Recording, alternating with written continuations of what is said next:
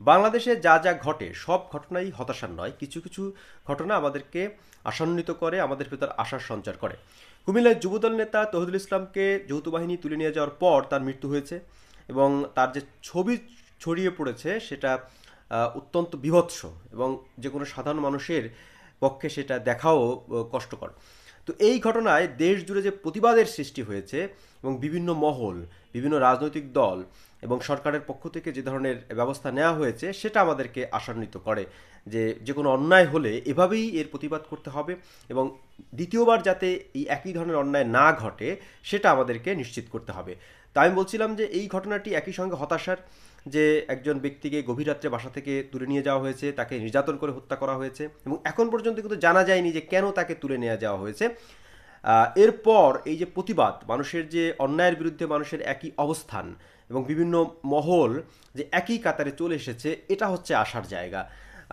এবং প্রধান উপদেষ্টার দপ্তর থেকে খুব তড়িৎ পদক্ষেপ নেওয়া হয়েছে। এ ঘটনার নিন্দা জানিয়ে বলা হয়েছে যে খুব দ্রুত তদন্ত করে দোষীদের আইনের আওতায় আনা হবে।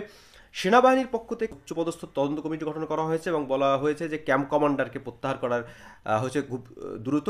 এবং একই সঙ্গে সেনাবাহিনী বলেছে যে এই ঘটনায় যারা যারা জড়িত তাদেরকে আইনের আওতায় আনা হবে।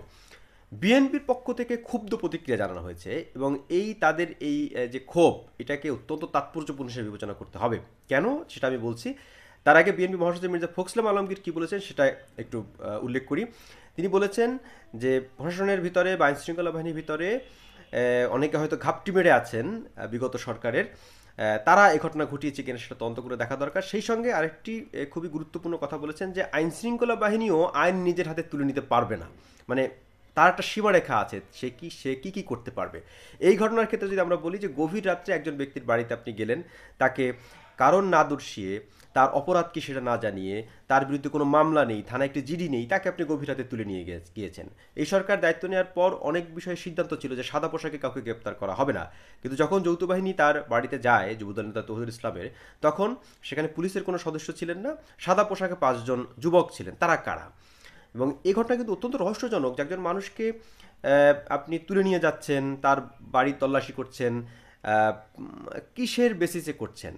তাহলে বোঝাই যাচ্ছে যে এখানে কেউ না কেউ এটা কলকাঠি নেড়েছে, কোনো শত্রু তার হয়তো যৌথ বাহিনীকে দিয়ে এই কাজটি করিয়ে থাকতে পারে, হয়তো কোনো ভুল তথ্য দিয়েছে, মানে কোনো একটা মোটিভ এর পিছনে আছে, সেটা খতিয়ে দেখা প্রয়োজন রয়েছে। আমি বলছিলাম যে আশান্বিত আমরা কেন হব? এই কারণেই যে এভাবেই প্রতিটি অন্যায়ের ক্ষেত্রে আমাদেরকে ঝাঁপিয়ে পড়তে হবে। প্রধান উপদেষ্টার কার্যালয় থেকে যে ধরনের দ্রুত পদক্ষেপ নেওয়া হয়েছে, বাংলাদেশে কখনো কোনো সরকারের সময় এটা দেখা যায় না।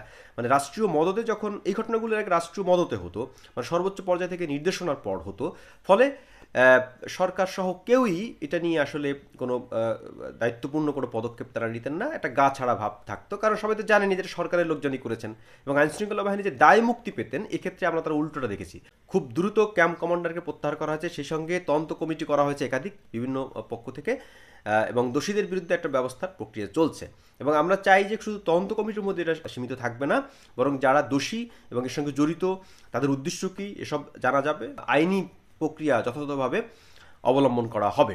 যখন কোনো অন্যায় ঘটবে তখন তার আইনি কাঠামো ফলো করতে হবে, এখানে কাউকে ছাড় দেওয়া যাবে না। আমরা আশা করব যে ভবিষ্যতে আর এ ধরনের কোনো বিচার বহির্ভূত হত্যাকাণ্ড ঘটবে না এবং বিচার বহির্ভূত হত্যার বিরুদ্ধে এই যে সব মহলের অবস্থান, এটা সবসময় বহাল থাকবে।